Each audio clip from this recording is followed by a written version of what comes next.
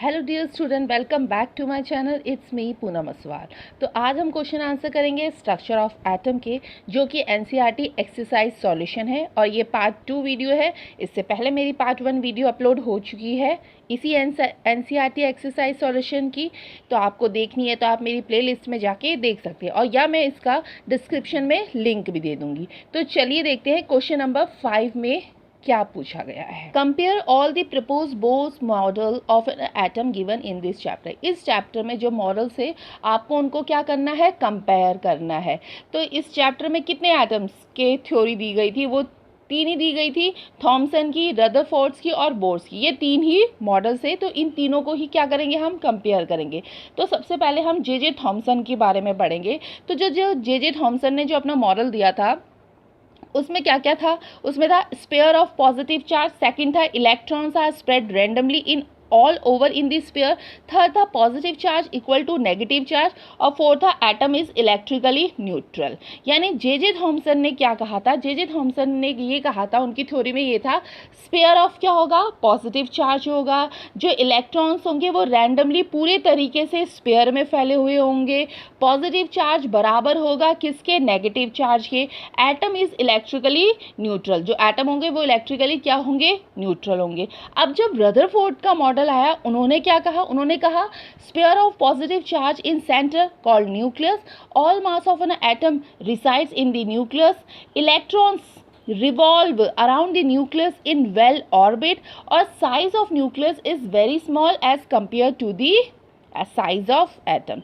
यानी रदरफोर्ड का जब मॉडल आया, उन्होंने कहा कि जो spare of positive charge in centre होगा उसको हम क्या कहेंगे, उसको हम कहेंगे न्यूक्लियस, और जो इलेक्ट्रॉन है वो अच्छी तरीके से इसमें चारों ओर घूमते हैं, मतलब electron revolve around the nucleus in well orbit, और जो न्यूक्लियस का जो साइज होगा वो बहुत ही छोटा होगा कंपेयर टू एटम के साइज के।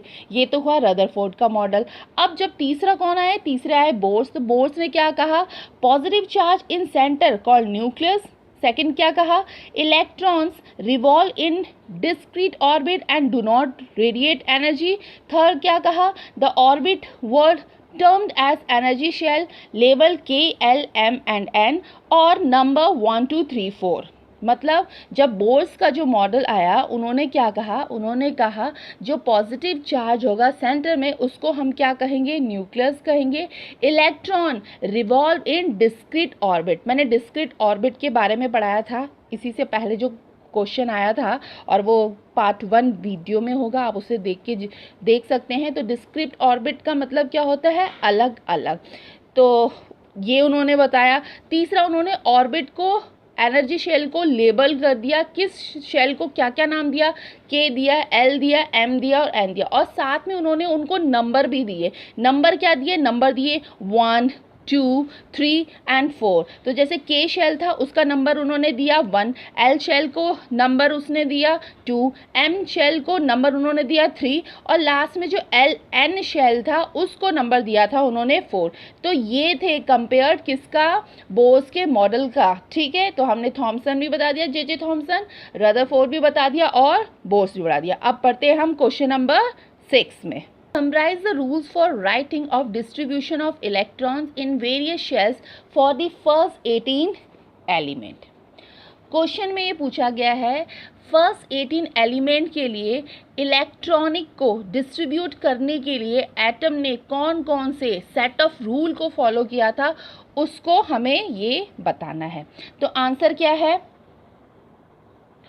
the rules for writing of the distribution of electron in various shells for the first 18 elements are given below. First, if gives the number of orbit energy level, then 2 number gives the maximum number of electron possible in a given orbit or energy level. Second, thus first orbit or K shell will have 2 electron. Third, second orbit or L shell will have 8 electrons. Third orbit or M shell will have 18 electrons. If it is the outermost orbit, then it should have not more than 8 electrons. There should be stopwise filling of electrons in different orbit. Examples, electrons are not complete in a given orbit if the earlier orbit or shells are incompletely filled।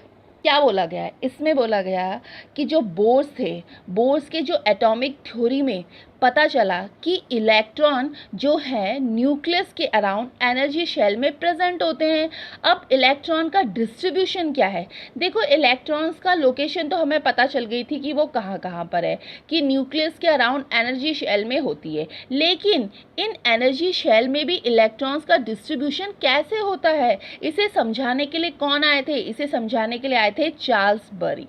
Charles बरी ने set of rule provide किया कि हम atom के अंदर electrons को distribute अच्छे तरीके से समझ सके। तो एक स्कीम आई और वो स्कीम थी बोर्स बरी की स्कीम, जिसमें बेसिकली बताया गया था कि किस तरीके से इलेक्ट्रॉन्स डिफरेंट एनर्जी शेल में प्रेजेंट होते हैं और डिस्ट्रीब्यूट होते हैं।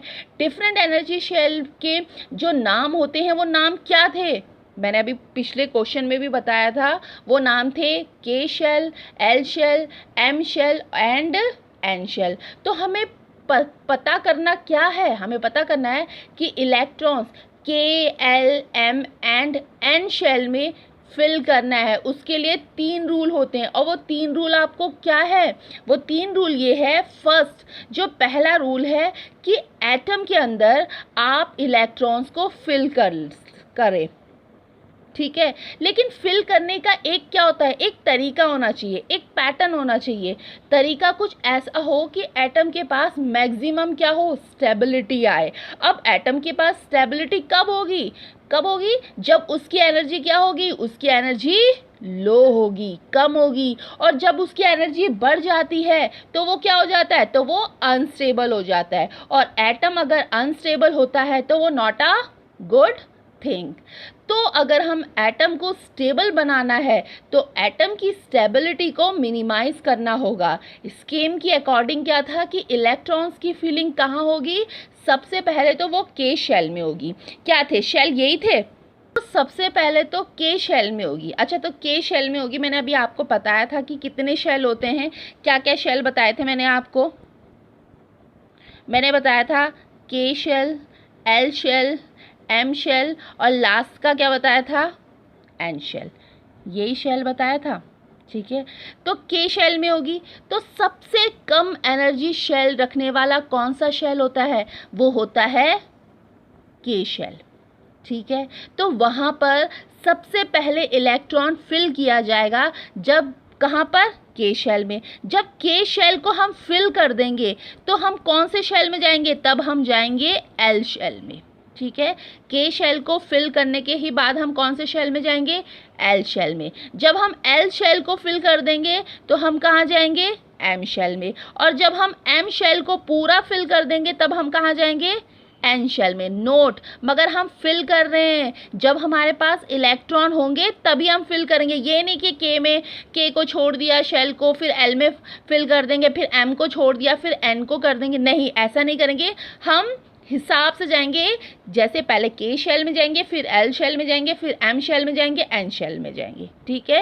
ये लाइन वाइज हम जाएंगे, इनको हम फिल करेंगे। मगर जब एटम होंगे, अगर हमारे पास एटम इतने हैं कि हम सिर्फ एल ही शेल तक भर सकते हैं और एम और एन नहीं भर सकते, तो तब हम कुछ नहीं कर सकते, ठीक है। हमारे पास जब शेल पूरे होंगे तो हम के शेल को फिल करेंगे, फिर एल को फिल करेंगे, फिर एम शेल को फिल करेंगे।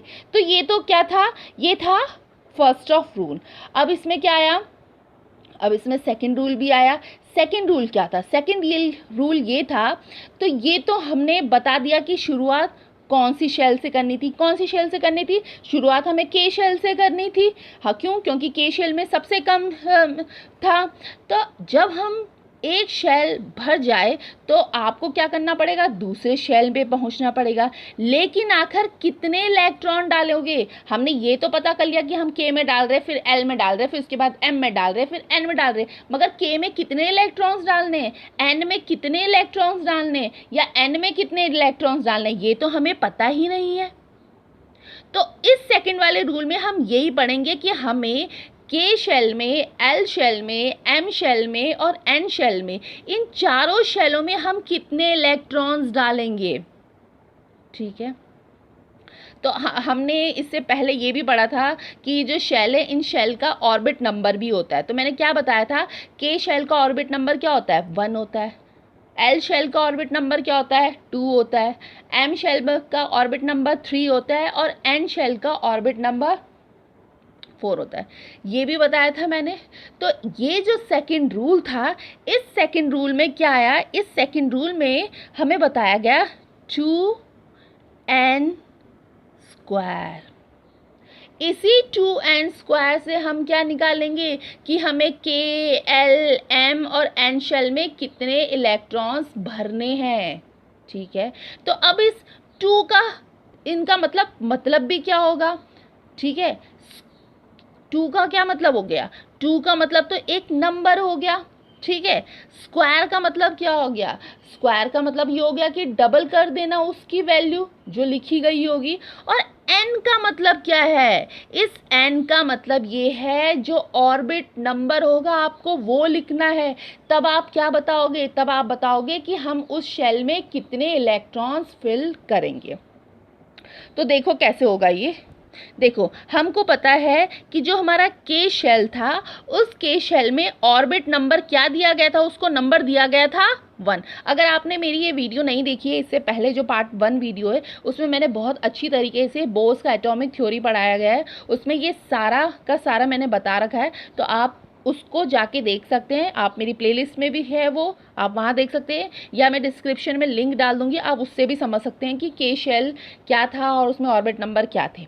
तो चलिए देखते हैं इसमें। तो के जो शेल था उसका ऑर्बिट नंबर क्या था, 1। हमें ये बताना है कि के शेल में हम कितने इलेक्ट्रॉन्स डालेंगे। तो हमारा वही फॉर्मूला आएगा, क्या आएगा, 2n स्क्वायर। तो 2 तो 2 हो गया, n मतलब ऑर्बिट नंबर, तो के शेल का ऑर्बिट नंबर क्या है, 1 है, और स्क्वायर का स्क्वायर, तो ये कितना हो जाएगा, ये हो जाएगा 2। यानी के शेल में हम जो मैक्सिमम हम कितने इलेक्ट्रॉन्स भरेंगे, मैक्सिमम हम 2 इलेक्ट्रॉन्स आ सकते हैं। ठीक है, 2 से ज़्यादा नहीं आएंगे, हाँ 2 से हम कम कर सकते हैं, मगर 2 से ज़्यादा हम फिल नहीं कर सकते। तो समझ आया, के शेल में कितने होंगे, के शेल में हम 2 इलेक्ट्रॉन्स भरेंगे। ठीक है, अब ऐसे ही आया हमारे पास, ऐसे ही हमारे पास क्या आया, एल शेल। तो एल शेल में कितने आएंगे, एल शेल का ऑर्बिट नंबर क्या था, एल शेल का ऑर्बिट नंबर था 2। तो फिर से हम वही लिखेंगे, 2 का 2, n मतलब नंबर, यानी ऑर्बिट नंबर वो कितना है एल का, 2, और स्क्वायर का स्क्वायर, तो ये कितना हो गया, 2 मल्टीप्लाई 2 का स्क्वायर कितना होता है, 4 होता है, तो ये कितना हो गया, 2 4 8। यानी एल शेल में हम फिल करेंगे 8, यानी 8 इलेक्ट्रॉन्स इसमें आएंगे। कौन से शेल में, एल शेल में। अब ऐसे ही हमारा एम शेल निकलेगा। एम शेल का ऑर्बिट नंबर कितना था, एम शेल का ऑर्बिट नंबर था 3। तो फिर वही लिखेंगे हम 2, एन कितना है हमारा 3, और इसका स्क्वायर, तो 2 3 का स्क्वायर कितना हो गया, 9, तो ये कितना आ गया, 18। यानी एम शेल में हमारे कितने एटम्स, कितने इलेक्ट्रॉन्स फिल होंगे, वो होंगे 18। अब लास्ट में क्या बचा, लास्ट में हमारे पास बचा n। n का ऑर्बिट नंबर क्या था, n का ऑर्बिट नंबर था 4। तो फिर इसको भी निकालते हैं हम, 2 का 2, n मतलब ऑर्बिट नंबर वो कितना आया, 4, 4 का स्क्वायर, तो यानी 4 का स्क्वायर कितना होता है, 16। तो ये कितना हो गया, 2 को 16 से मल्टीप्लाई करेंगे तो 32 आ जाएगा। तो यानी यहाँ पे एन शेल को भी हम फिल करेंगे तो कितने, इसका जो ऑर्बिट नंबर था वो कितना था, 4 था, उसका आंसर कितना है, 32। तो यहाँ हम मैक्सिमम कितने फिल करेंगे, 32 इलेक्ट्रॉन्स करेंगे। ठीक है, ये आया। अब इसमें एक चीज़ और बोली गई थी कि एटम का जो आउटर मोस्ट शेल होगा उसमें मैक्सिमम 8 इलेक्ट्रॉन्स ही डालने हैं, 8 से ज़्यादा नहीं। ठीक है, if it is the outermost orbit then it should have done more than 8 electrons, यानी 8 से ज़्यादा इलेक्ट्रॉन ही डालने हैं, उससे ज़्यादा नहीं। तो ये था डिस्ट्रीब्यूशन कि हम कैसे कैसे के शेल में, एल शेल में, एम शेल में और एन शेल में कैसे कैसे इलेक्ट्रॉन्स डाले होंगे। सारा नंबर क्या था, 2n स्क्वायर का था। हमें ऑर्बिट नंबर पता होने चाहिए, हमें के शेल पता होने चाहिए, तो हम बता देंगे कि हम कितना डिस्ट्रीब्यूट करेंगे। तो ये था क्वेश्चन नंबर 6। तो चलिए अब देखते हैं हम क्वेश्चन नंबर 7। ठीक है, क्वेश्चन नंबर 7 में पूछा गया है define valency of taking example of silicon and oxygen. ठीक है, आपको डिफाइन करनी है valency of taking example of silicon and oxygen की। तो सबसे पहले हम ये देखते हैं valency. The valency of an element is combining capacity of the element. The valency of an element is determined by the number of valence electrons present in the atom of the element. Valency of silicon क्या होता है? It has electronic configuration 284. Thus, the valency of silicon is 4, as these electrons can be shared with other to complete octet. Valency of oxygen क्या होता है? It has electronic configuration 2 and 6. Thus, valency of oxygen is 2, as it will gain 2 electrons to complete its octet. अच्छा, तो पहले हम देखते हैं कि वैलेंसी क्या होता है। वैलेंसी अभी मैंने इससे पहले वाली जो मेरी वीडियो थी उसमें भी मैंने बताया था कि वीडियो में कि वैलेंसी क्या होता है। फिर से बताती हूँ कि वैलेंसी क्या होता है। वैलेंसी का मतलब है कि कोई भी एटम अपने आप को स्टेबल करने के लिए फर्दर और कितने एटम के साथ कंबाइन हो सकता है, वही उस एटम की कंबाइनिंग कैपेसिटी कहलाती है। और इसी कंबाइनिंग कैपेसिटी को हम क्या कहते हैं? वैलेंसी कहते हैं। ठीक है, इतना समझ आया। अब बात बढ़ते हैं हम वैलेंसी ऑफ सिलिकॉन। इसमें इलेक्ट्रॉनिक कन्फिगरेशन कितनी है? 2, 8 एंड 4 है। दस the valency of silicon is 4, क्योंकि इन इलेक्ट्रॉन्स को अन्य के साथ शेयर किया जा सकता है ऑक्टेट को पूरा करने के लिए, तो उसे बोलते हैं वैलेंसी ऑफ सिलिकॉन। तीसरा क्या था? तीसरा था वैलेंसी ऑफ ऑक्सीजन। इसका इलेक्ट्रॉनिक कन्फिगरेशन है 2 एंड 6। दस द वैलेंसी ऑफ ऑक्सीजन बहुत अधिक है, क्योंकि ये अपने ऑक्टेट को पूरा करने के लिए 2 इलेक्ट्रॉन्स को प्राप्त करेगा। ठीक है, ये तो हुआ क्वेश्चन नंबर 7। अब बारी आई क्वेश्चन नंबर 8 की। ठीक है, क्वेश्चन नंबर 8 में पूछा गया है एक्सप्लेन विद एग्जाम्पल। आपको एक्सप्लेन करना है मगर एग्जाम्पल के साथ। तो फर्स्ट पूछा गया है एटॉमिक नंबर, कि एटॉमिक नंबर क्या होता है। तो the atomic number of element is equal to the number of proton in the nucleus of atom. यानी किसी एलिमेंट का एटॉमिक नंबर एक एटम के न्यूक्लियस में प्रोटॉन की संख्या के बराबर होता है, उसको कहा जाता है एटॉमिक नंबर। अगर एग्जाम्पल हम देख लिए तो ऑक्सीजन के 6 प्रोटॉन है, वहीं एटॉमिक नंबर के भी कितने हैं? 6 है। ठीक है, सेकंड आया मास नंबर। मास नंबर किसे कहते हैं? The mass number of an atom is equal to the number of proton and neutron and its nucleus. ठीक है, मतलब mass number of an atom बराबर होगा number of proton and neutron के। तो ठीक है, इसका एग्जाम्पल यही दे रखा था मैंने कि proton plus neutron equal to nucleus equal to mass number, यानी 6 + 6 कितना हो जाएगा? 12 हो जाएगा। अच्छा, अब थर्ड में क्या एक्सप्लेन पूछा गया है? थर्ड में पूछा गया है आइसोटोप के बारे में। तो आइसोटोप के बारे में पूछा गया है isotopes are atoms of the same element which have different mass number but same atomic number. तो आइसोटोप किसको कहा जाता है? आइसोटोप में सेम एलिमेंट होता है। ठीक है, सेम एलिमेंट होता है विच हैव डिफरेंट मास नंबर, मगर उनका जो मास नंबर होता है उनका मास नंबर क्या होता है? डिफरेंट होता है। देखो, इसका मास नंबर यहाँ 1 है, इसका मास नंबर यहाँ 2 है और इसका मास नंबर यहाँ 3 है। विच have different mass number but same atomic number, मगर इनका जो एटॉमिक नंबर है वो क्या है? एटॉमिक नंबर तीनों का 1-1 है, तो वो क्या होगा? सेम होगा। सॉरी, इसको ऐसे नहीं, इसको ऐसे लिखेंगे। ठीक है, आप इनको ऐसे लिखना। ठीक है, देखो मैंने क्या बोला है? Different atomic mass number. यहाँ पे 1 है, यहाँ पे 2 है, यहाँ पे 3 है, तो डिफरेंट हो गए, अलग अलग हो गए, मगर एटॉमिक नंबर क्या हो रहे? एटॉमिक नंबर सेम हो रहे। यहाँ भी 1 है, यहाँ भी 1 है, यहाँ भी 1 है, तो उसको क्या कहा जाता है? उसको आइसोटोप कहा जाता है। तो ये तो एक का एग्जाम्पल हो गया। ठीक है, अब फोर्थ पूछा गया है आइसोबार के बारे में। तो आइसोबार में देखिए, आइसोबार का क्या मतलब है? Isobar are atom having the same mass number but different atomic number. Isobar जो होता है उसमें हैविंग क्या होता है? सेम मास नंबर होता है। उनके मास नंबर क्या होते हैं? सेम होते हैं। दिख रहे हैं यहाँ पे 40 40 same mass number but atomic number क्या है, डिफरेंट है, यहाँ 20 है, यहाँ 18 है, तो इसको कैसे लिखेंगे, Ca। तो जो मास नंबर है वो है 40, ठीक है, और जो एटॉमिक नंबर है वो है 20, ठीक है। तो ये तो हो गया एग्जाम्पल। तो क्या बोला मैंने, having the same mass number same है 40, और जो डिफरेंट एटॉमिक नंबर है वो है 20 और 18, उसको क्या कहा जाता है, आइसोबार।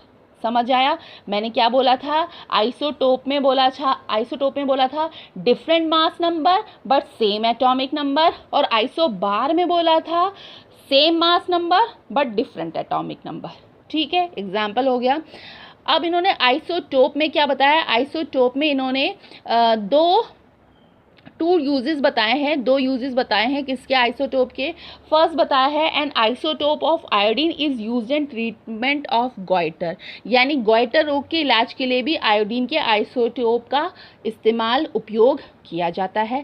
सेकंड बताया है an isotope of uranium is used as fuel in nuclear reactor, यानी कौन सा यूरेनियम, यूरेनियम 235, यूरेनियम का एक प्राकृतिक रूप से आइसोटोप है और इसका इस्तेमाल न्यूक्लियर रिएक्टर में फ्यूल के रूप में भी किया जाता है। ये खाली यूजेस बता रखा, हालांकि पूछा नहीं था, हालांकि एग्जाम्पल भी पूछा था, मगर मैंने उसके यूज़ भी बता दिया है कि एक तो क्या है, गॉइटर के ट्रीटमेंट के लिए प्रयोग होता है, और दूसरा एक फ्यूल के रूप में भी यूज़ किया जाता है। तो ये थे question answer new structure of atom के। तो आई होप आपको ये समझ आया होगा। अभी इसकी पार्ट 3 वीडियो भी आएगी क्योंकि क्वेश्चन बहुत ज़्यादा है। तो प्लीज़ अगर ये पसंद आया हो तो इसे लाइक करिए, शेयर करिए, और अगर आप चैनल पे न्यू हो तो चैनल को सब्सक्राइब भी करिए। Thank you.